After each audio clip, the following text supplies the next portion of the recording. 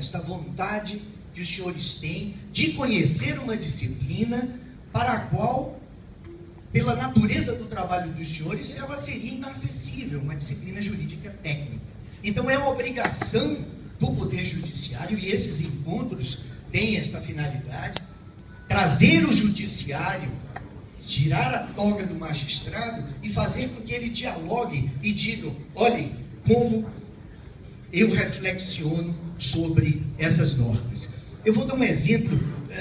Há cerca de um ano atrás, eu estava fazendo uma audiência, uma série de audiências, que eu concentrei, sem querer, em verdade eu não imaginei que seriam tão complexas, 25 audiências num dia de trabalho comum. Iniciando às 8 horas da manhã, o doutor Sérgio, que é advogado trabalhista, milita em Salvador, ele sabe que nós fazemos 25, 20 audiências por dia. Nesse dia, por coincidência, concentrou-se audiências que as lides versavam sobre conflitos que envolviam terceirização. Logo de manhã, eu abri a porta da audiência, me sentei, a secretária, uma menina, uma jovem, ingressou, deu bom dia, sentou-se no canto da sala de audiências, e ela estava com um vade-mecum gigantesco, eu nunca tinha visto um conjunto de todas as leis, imenso, no colo, uma canetinha, esperando. Eu disse: meu Deus do céu, ela vai tomar nota. E eu me lembro o nome dela, porque depois eu conversei com ela, era Roselúcia. E essa moça, ela é estudante de direito, ela se sentou e as audiências começaram. Sindicatos de um lado, Bradesco, Petrobras, numa sequência incrível, o Ministério Público, o município de Salvador, o Estado da Bahia, a UFBA, nessas sequências de audiência, todos negando a sua participação como responsável por relações de emprego que foram firmados com a terceirizada. Aquilo que o professor, advogado, doutor Avelino, mencionou diversas vezes, o juiz tem que resolver todos os casos. Nesse caso, os senhores vão perceber, e aqui vai entrar a súmula 331, a sutileza e a dificuldade do problema. Ao final, ao cabo das 25 audiências, a mocinha que estava sentada, abria o seu código e procurava e anotava, veio falar comigo, agradecer, e ela me perguntou o seguinte: doutor Medrado, eu notei, eu não entendi muito o que aconteceu, mas eu notei que tudo tratava de terceirização. Eu disse: é verdade. E que foi mencionado várias vezes nos debates a súmula 331 do TST. Eu disse: é verdade, está correto, muito bem, parabéns. Ela disse: não me parabenize porque eu não entendi nada.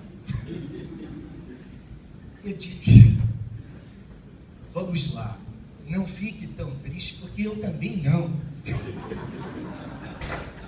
E me parece que está havendo um problema muito sério entre nós. O juiz da terceirização, eu digo juiz, a magistratura, a sociedade, com relação a esse problema, a esse fenômeno, parece como aquele sujeito que entra cego, a justiça é cega, então isso não é problema, né? Que entra num quarto escuro procurando um gato preto.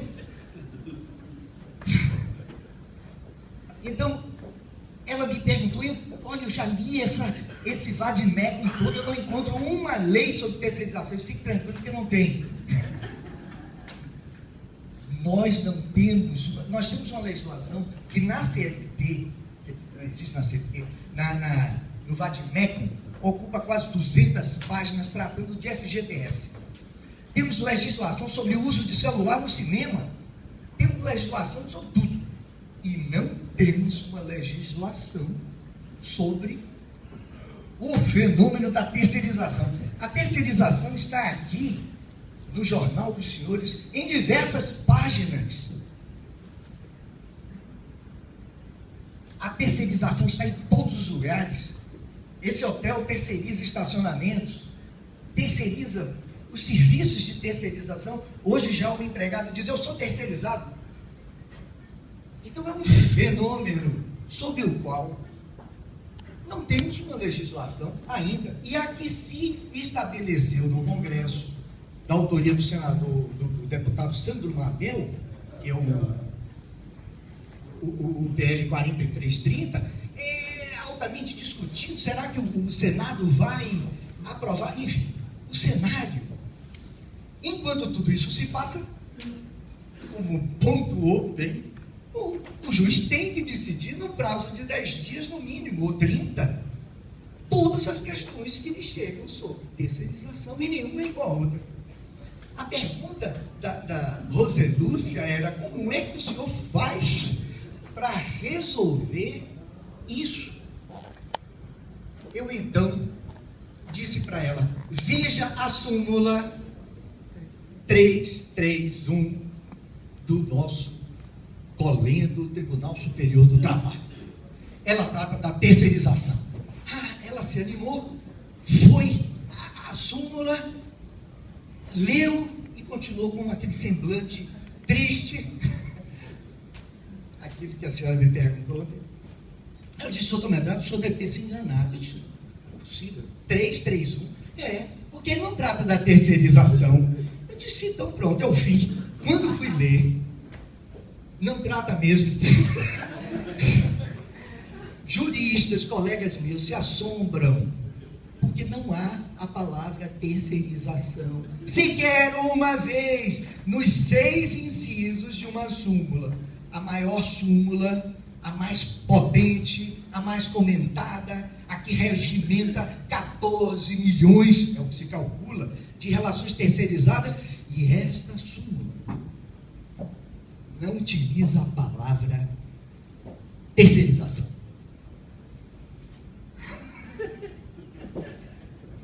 Muito bem. Eu estive recentemente no Tribunal Superior do Trabalho e tive a oportunidade de conversar com 3 ministros, de quem eu gosto muito, certamente também, o ministro Luiz Felipe Vieira de Mello, pessoa muito culta, muito inteligente, o ministro Cláudio Brandão, a quem eu conheço, porque tivemos a honra de tê-lo como juiz de primeiro grau, tê-lo como desembargador no Tribunal Regional do Trabalho da Quinta Região, e temos a grande honra, né, de tê-lo como ministro do Tribunal Superior do Trabalho. E a todos 3, eu fiz essa pergunta, qual é o problema com esta palavra terceirização? É um anátema? Por que não se trata disso? Ficaram de estudar o caso, pediram vista para me responder a posteriori. Bom, enquanto isso eu tenho que sentenciar, tenho que decidir. E para fazer isto, eu empreendi reflexões sobre a súmula 331 para extrair desta súmula elementos que pudessem fundamentar as minhas decisões, de sorte que elas fossem decisões plausíveis, decisões aceitáveis. E estamos aqui na presença de um advogado, 2 advogados, e eu posso dizer que fui advogado há 21 anos. E talvez a alegria maior da difícil condição do advogado seja receber uma decisão, mesmo que contra ele, mas que lá esteja o fundamento, que o juiz diga, decidir assim, por isso, por aquilo e por aquilo outro, e que esses fundamentos tenham coerência. É isso que um advogado quer. É isso que a sociedade quer. É isso que a parte quer. O juiz não está acima de ninguém, pelo contrário. Quando a sociedade que funciona plenamente falha, o erro desce ao chão para que o juiz costure com as linhas que a jurisprudência, que a lei fornece, esta ruptura nesse tecido judiciário que, como uma lona imensa, uma lona de caminhoneiro, cobre todos nós. Muito bem. A primeira condição que é importante para os senhores sindicalistas terem noção nas suas lides, nas suas dos seus encontros com magistrados, com advogados, é terem a consciência, a noção firme do que seja uma súmula. O que é uma súmula de um Tribunal Superior do Trabalho? Por que uma súmula não é igual à lei? Bom, isso é muito simples. A lei resulta de um processo elaborativo democrático pelos representantes do povo brasileiro e resulta, nem sempre é a melhor, porque ela resulta de conflitos, de colisões de interesse, e a lei se torna, portanto, obrigatória a todos. A súmula não. A súmula 331, que hoje está funcionando como uma lei, ela não foi elaborada por nenhum representante do povo. Ela foi elaborada, em verdade, ela nem foi elaborada. Essa que é a sutileza. Ela é um conjunto, uma súmula, uma resolução, uma densificação de jurisprudências diversas sobre questões vinculadas à prestação de serviços entre empresas, que nós chamamos, quer dizer, a sociedade chama de terceirização.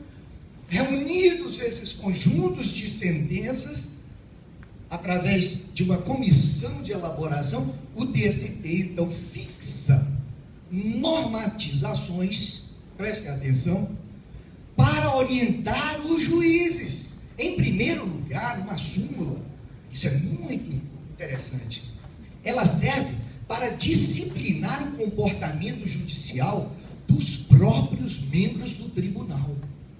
Para que eu, meu colega Sérgio, meu colega Adriano, meu colega, nós não passemos a vergonha de ficarmos discutindo a mesma coisa e decidindo de maneira diferente. A sociedade veria nisso algo estranho. Então é melhor que nós nos reunamos e, de acordo com o que vem sido julgado, concordemos com alguns pontos básicos para que não fiquemos remoendo o mesmo assunto. Essa é a finalidade principal de uma súmula.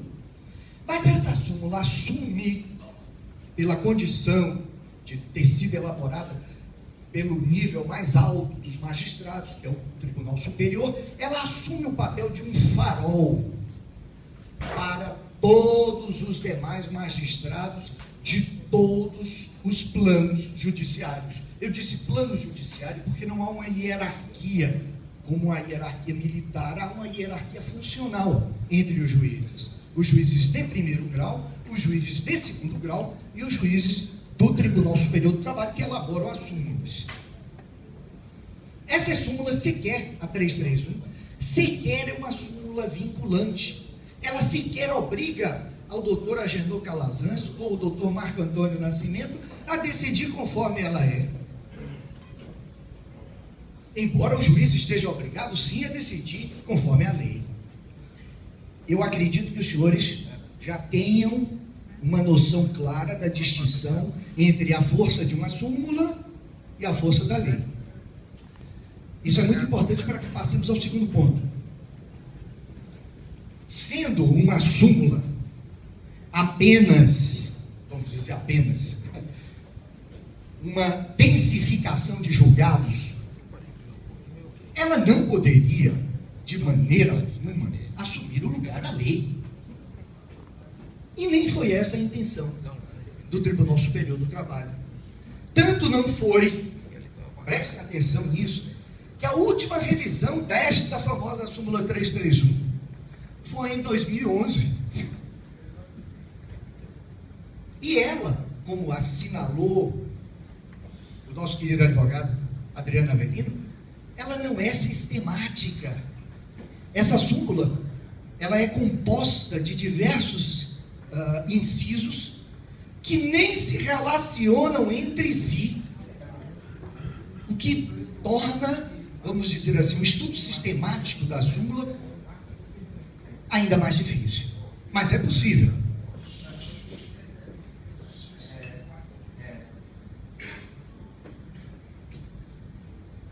A súmula 331, ela traz elementos, já que percebemos nessa altura dessa nossa conversa, que ela se torna muito importante, porque não há nada além dela que possa orientar o julgamento do magistrado. Então, o magistrado tem que extrair desta súmula os elementos técnicos de convicção para as suas decisões. A primeira coisa, diz a súmula, no seu título, contrato de prestação de serviços, legalidade. A primeira dúvida que eu já vejo que os senhores podem ter, mas se não tem lei, como é que ela pode tratar de legalidade? Porque legalidade é a comparação entre algo e a lei. Ok, a resposta é, a súmula faz referência a outras leis que já existem. Ok? E no inciso 1º, ela diz, e isso é interessante historicamente, esse inciso 1º é tão velho que ele data de 1989 e foi elaborado pelo relator ministro Marco Aurélio, que hoje, o grande ministro Marco Aurélio, ministro do Supremo Tribunal, era ministro do TST. Ele elaborou essa súmula que foi aceita, esse inciso, que diz o seguinte, ela é uma, vamos dizer assim, uma declaração fundamental, muito importante. Muita gente passou por esse enunciado e não percebeu a força dele. Vamos lá. Diz: a contratação de trabalhadores por empresa interposta é ilegal, formando-se o vínculo diretamente com o tomador dos serviços, salvo no caso do trabalho temporário, e cita a Lei 6.019 de 94. Viu o que eu lhes disse? É legalidade, mas comparado com a lei. Que lei é essa? A lei que trata do trabalho temporário. A Lei 6.019 de 74. Excepcionando uma condição que no Brasil é proibido: contratar empregados através de uma empresa interposta. Ou seja, uma empresa que só existe para contratar os empregados de uma empresa que precisa de empregado. Isso é ilegal. Isso não é possível. Então temos essa certeza. O juiz tem essa segurança. Que isso não pode ser.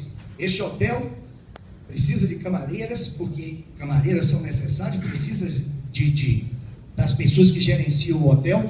Este hotel não pode contratar. Estaria cometendo um ato ilícito, estou citando a súmula, se contratasse uma empresa para que essa empresa contratasse funcionários do hotel. Perfeito? Então vamos à exceção. Qual é a exceção? Trabalho temporário. Olha a súmula. O trabalho temporário é regido por uma legislação específica, 6.019, e essa legislação específica é de 74. Vamos lá, 1974. É uma coisa meio velha, não é não? Não, ela é perfeita. Ela é tão perfeita que no artigo 12 desta lei, prestem atenção, a lei do trabalho temporário garante ao trabalhador temporário aquilo que os terceirizados hoje lutam e nem sempre ganham e quase nunca conseguem ganhar, que é a equiparação salarial, ou seja, o mesmo valor de salário que o terceirizado deve receber com relação àquele empregado fixo, efetivo daquela empresa. Centenas de processos vêm às minhas mãos, onde os terceirizados pedem esta identidade e não ganham, porque não há legislação ao terceirizado que permita essa equiparação. Pois bem, a Lei 6.019 diz no artigo 12 que o trabalhador temporário tem direito ao mesmo salário do trabalhador fixo, naturalmente durante o tempo de 3 meses, que é o máximo que ele trabalhará para a tomadora. Isso é uma conquista que o novo, aqui entre nós, um segredo, que a nova lei, ou a lei que quer ser, vamos dizer assim, vir à tona, não contempla. Bastava que ela dissesse, o novo PL, o PL da terceirização, que dissesse Quer terceirizar? Não, problema, mas vai receber salário igual. Esqueceram desse detalhe. E outro, mais fantástico ainda, a Lei 6.019, que trata do trabalho temporário, prevê a responsabilidade solidária. Veja, não é a subsidiária. Subsidiária é uma responsabilidade de grau inferior. A Lei 6.019 prevê a responsabilidade solidária entre o tomador do serviço temporário e a empresa que fornece esse trabalho temporário. Vocês entenderam a força dessa lei que passou, mas ela está aqui. Vamos ao inciso 2º da súmula. E eu peço a maior atenção, porque isso é uma sutileza. Eu não tenho a resposta, então por isso que eu peço mais ainda para que vocês me deem, ao final, alguma luz. Por que a súmula foi redigida dessa forma? A contratação irregular de trabalhador, lá em cima ele fala, a contratação por empresa interposta é ilícita. Aqui ele diz, a contratação mediante empresa interposta é irregular com relação à administração pública. Eu vou deixar essa pergunta aos advogados, estudiosos, professores: por que é que o Tribunal Superior do Trabalho entendeu que ela é ilícita quando a interposição de uma empresa que contrata pessoal, ela é ilícita? E por que no poder público ela deixa de ser ilícita e passa a ser irregular?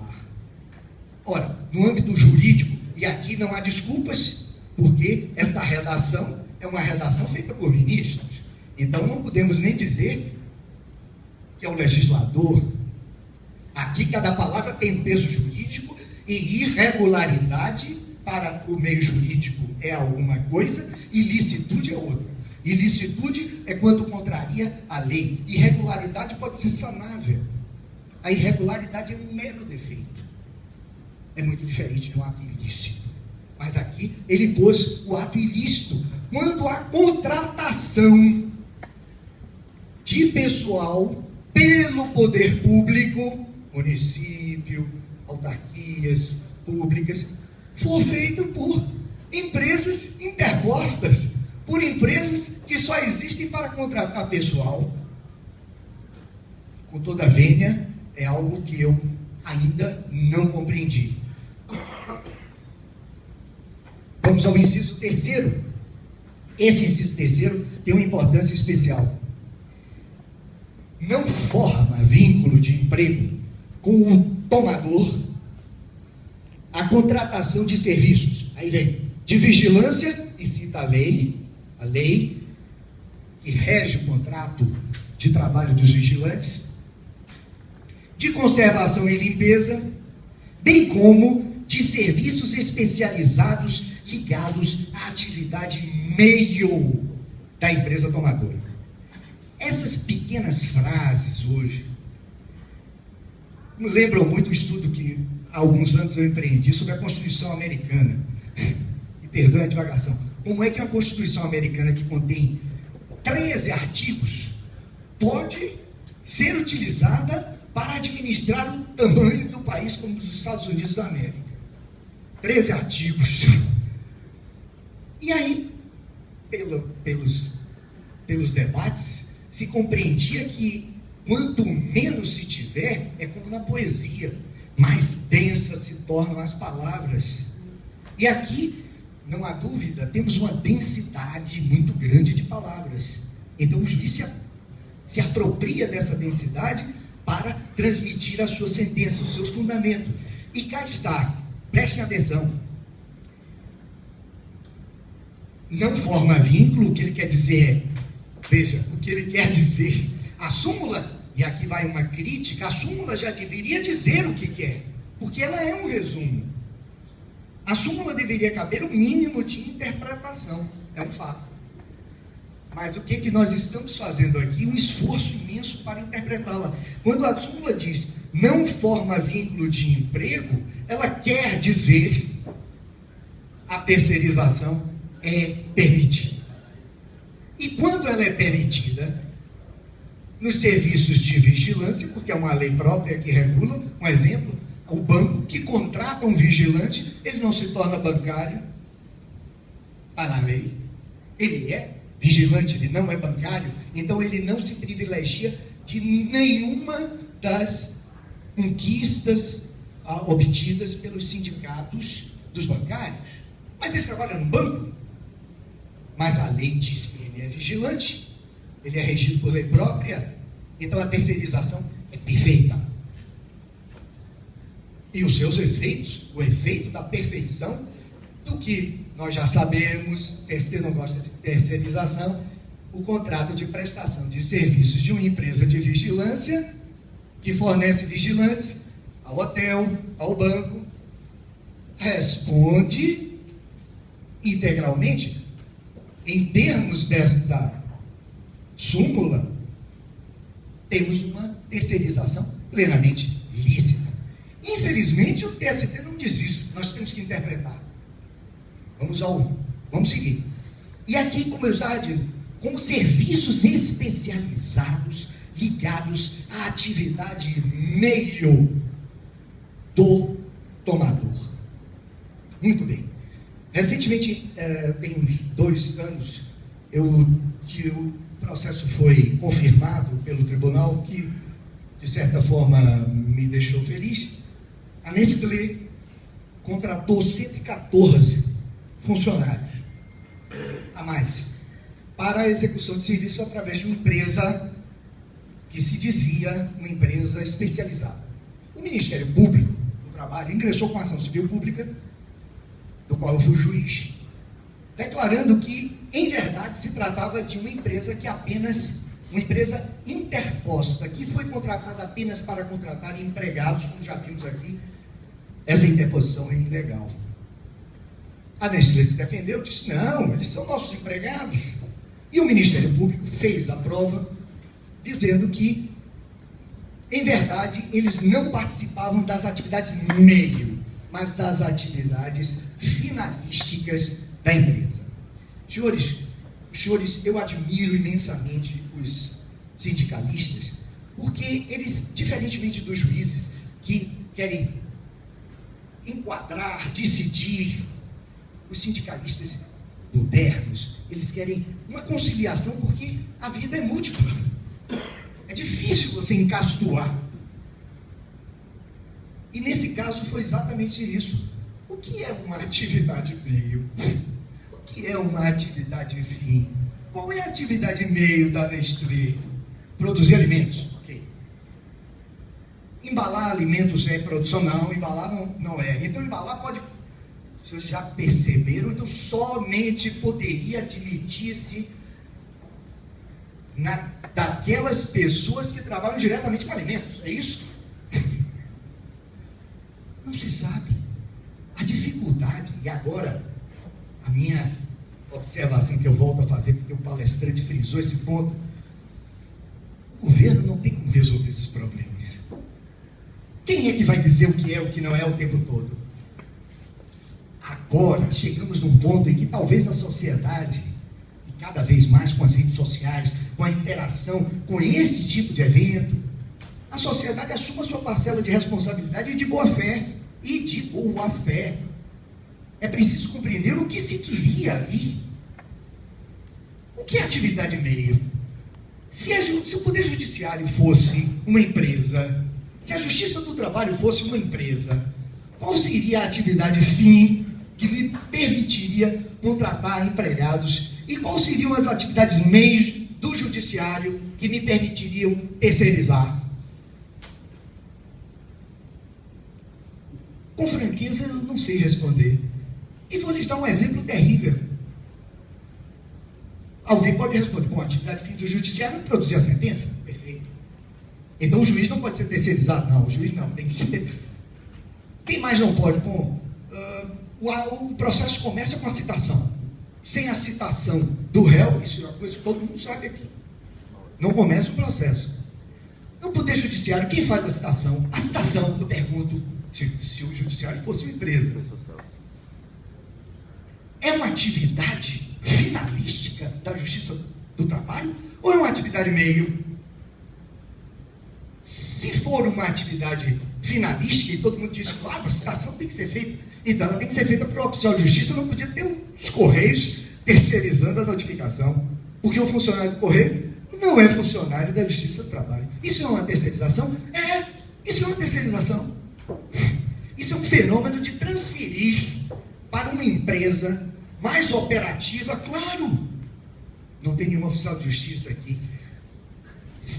Mas os Correios, eles agilizam imensamente porque eles têm uma amplitude nacional. Eu, juiz do trabalho da 12ª Vara, não posso citar por oficial de justiça na comarca contígua à minha, porque o oficial de justiça tem um limite, até ali ele não vai, parece que tem uma linha.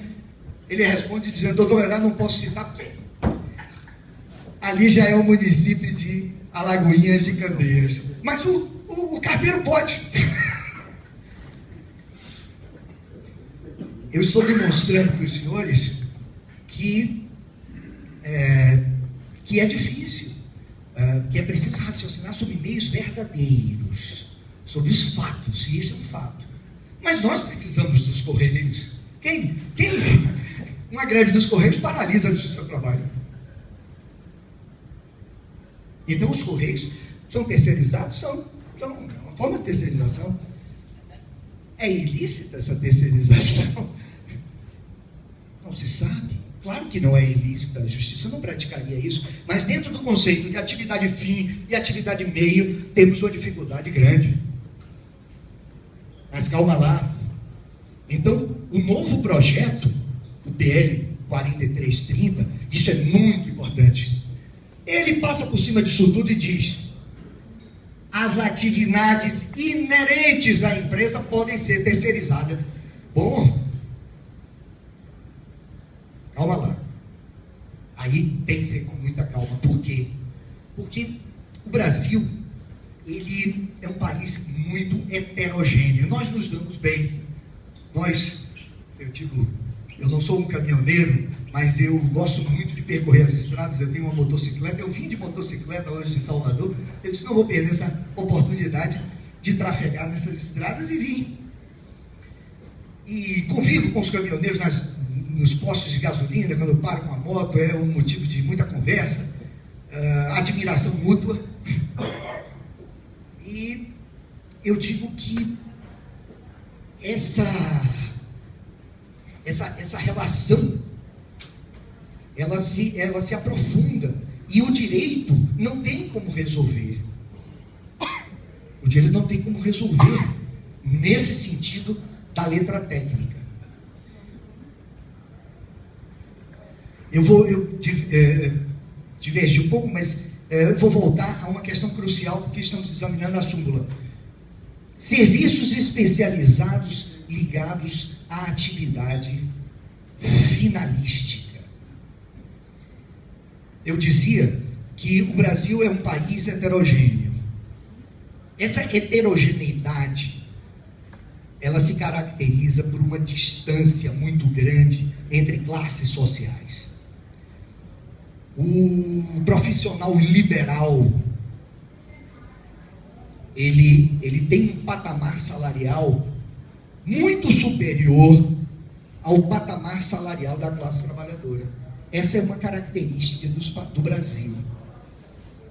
Em países que obtiveram uma representação sindical mais forte, porque a CLT não trata de salários, os reajustes de salários são feitos pelo mercado, pela atuação sindical.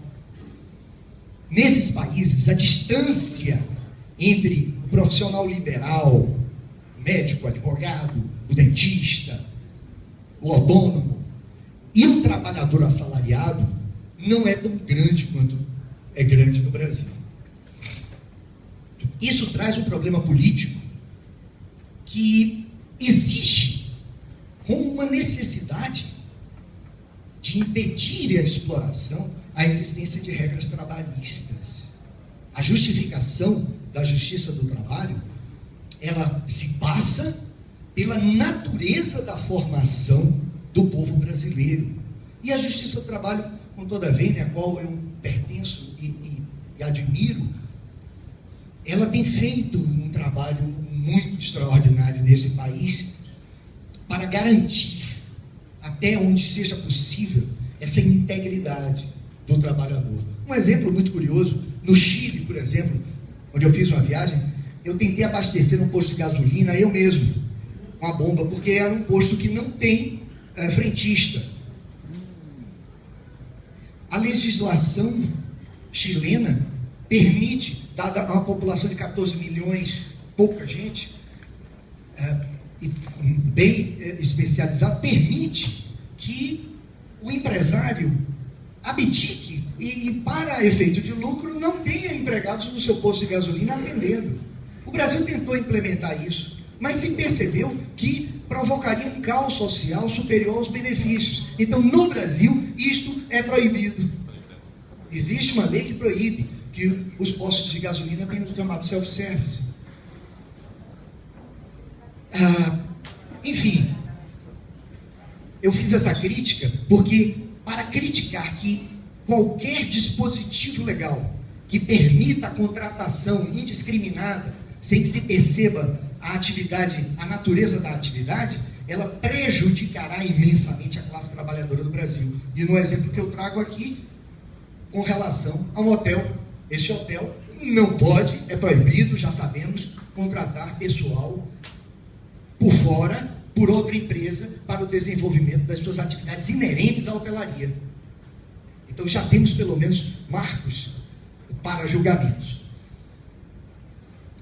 A súmula prossegue no seu inciso 4º e diz que o inadimplemento das obrigações trabalhistas por parte do empregador implica, agora sim, a responsabilidade subsidiária do tomador. Essa responsabilidade subsidiária é a única coisa que nós temos hoje. Toda a terceirização, e quase que para finalizar um assunto que se desdobra, a responsabilidade subsidiária de que trata o inciso 4º atrai hoje toda a empresa, indiscriminadamente. É esse o problema do qual os empresários se ressentem. Indiscriminadamente, qualquer empresa para a responsabilidade subsidiária, na hipótese dela contratar serviços por outra empresa que utiliza empregados. Isso tem gerado um custo gigantesco e uma inconformação muito grande entre as empresas sérias que contratam realmente empresas especializadas. Um caso que eu julguei recentemente, a Petrobras contratou uma empresa de fornecimento de alimentos. Essa empresa não pagou seus funcionários. A Petrobras responde: fornecer alimentos aos seus empregados é uma atividade inerente à Petrobras? Não, é uma atividade meio, as pessoas precisam comer. Mas na falta de lei e numa interpretação generalizada que os tribunais têm feito, responde sim. Então, os senhores estão vendo. Infelizmente, eu talvez tenha trazido mais problemas do que soluções. Mas é importante que os senhores, pelo menos eu me sinto solidarizado, para que os senhores saibam que não é fácil ser juiz do trabalho dessa forma. Enfim, vamos seguir. E finalmente encontramos aqui o inciso 5. Ele tem um interesse, ele tem uma importância. O inciso 5 foi remodelado recentemente, eu digo recentemente, 2011, e agora no finalzinho, por causa de uma decisão do Supremo Tribunal Federal, que dizia o seguinte: o poder público, ele tem uma certa imunidade. O governo protege a si mesmo. Isso é um problema. Mas ele diz o seguinte: não há responsabilidade subsidiária, eu vou ler, a aludida responsabilidade subsidiária para o poder público não decorre do mero inadimplemento das obrigações trabalhistas assumidas pela empresa regularmente contratada. O que isso significa? Na mesa de audiência, o advogado, todos nós conhecemos, o Dalcimar Pinambá, meu grande amigo, advogado do procurador estadual, dizia: não vou pagar. Era uma senhora, até com uma criança, e a empresa que o Estado contratou para limpeza de um hospital, Hospital das Clínicas, foi-se embora, levou dinheiro, não pagou nada. Essa senhora aparece pedindo, não tinha FGTS, não tinha nada. E eu disse: Dalcimar, não é possível. Ele disse: não, porque o Supremo já disse que o artigo 71, eximindo a responsabilidade do poder público de terceirizações, de pagamento de terceirizações de empresas que o poder público contratou. Aí eu até fiz uma brincadeira, eu disse: isso aqui está parecendo a ação de investigação de paternidade, onde o pai nega. É a realidade, porque sem uma legislação, pelo contrário, a legislação que existe exime o Estado, exime o poder público e pronto. Temos o problema. Aí vem o juiz do trabalho com a sua imaginação e sentencia. Ele tem que dar a sentença. E quando ele dá a sentença, naturalmente, uma sentença, como frisou bem, vai ser objeto de recurso. Recurso, porque não há uma solidez de fundamentos, porque a solidez do fundamento é a sua imaginação.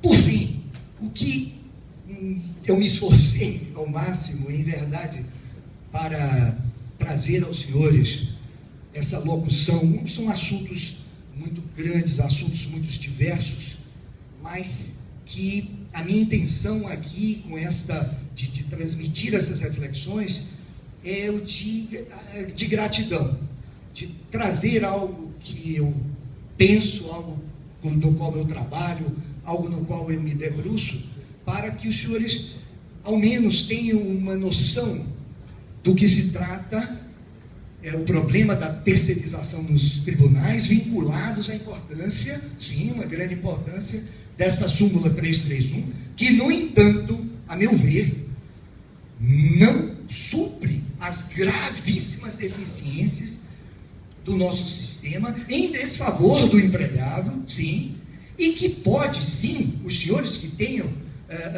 alguma ligação com senadores e deputados, levá-los a uma leitura dessa súmula, para que a súmula não só atue como um farol para os juízes, mas para que atue também como um farol para os nossos legisladores no momento em que eles vierem a legislar sobre o fenômeno multinacional da terceirização. Senhores, muito obrigado, desculpem ter me alongado tanto.